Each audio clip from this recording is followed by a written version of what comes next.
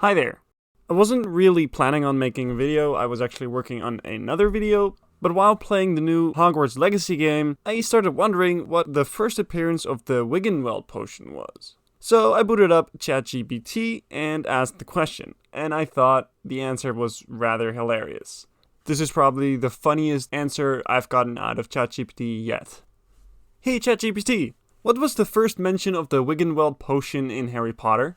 The Wiggenweld potion was first mentioned in Harry Potter and the Chamber of Secrets during the dueling club scene.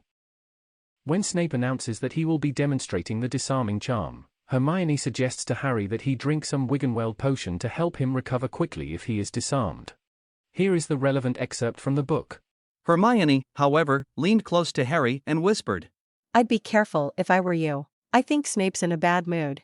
He's the head of Slytherin House, they say he always favors them, we get into trouble for breathing too loudly in his classes. Justin Bieber lost nearly all the bones in his arm, all because he ignored Snape. I'm going to go and look for the rest of the defense against the dark arts books so I can give them back to him. I can't wait to see Snape's face when he realizes we've got the upper hand for once." Harry couldn't help a small smile at the thought of Snape's face when he saw the book list. Hermione, however, seemed to be taking the matter so seriously that Harry was reminded of how he had felt when Ron and Hermione had tried to persuade him that Snape was a terrible person. "He's a teacher," said Harry stubbornly. "They wouldn't have hired him if he'd been." "Harry, wake up," said Hermione desperately. "Snape's head of Slytherin House.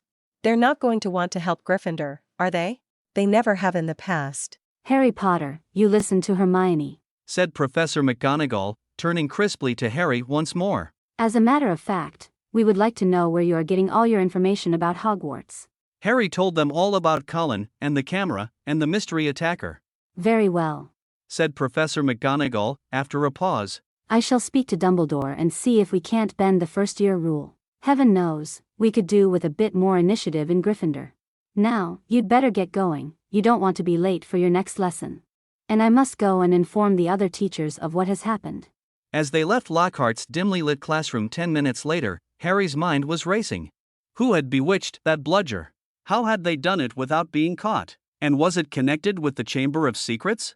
But at 5 o'clock that evening, Harry had far more pressing problems than the Dumbledore mystery. He stood in front of the marble staircase with the envelope clutched in his hand, staring at the coat of arms on the front. A sallow, hook-nosed man was engraved on it, along with a motto. "Or yet." "Snape," Harry muttered to himself. "I'll be in trouble for this." He ripped open the envelope and pulled out the note inside, his heart beating so fast he felt as though he were meeting Voldemort for the first time. "Your father left this in my possession before he died," said the note. "It is time it was returned to you." A circled S was signed at the bottom. Harry turned the note over. It was a different hand, but the writing was still familiar. "To the Dark Lord, I know I will be dead long before you read this, but I want you to know that it was I who discovered your secret. I have stolen the real Horcrux and intend to destroy it as soon as I can. I face death in the hope that when you meet your match, you will be mortal once more.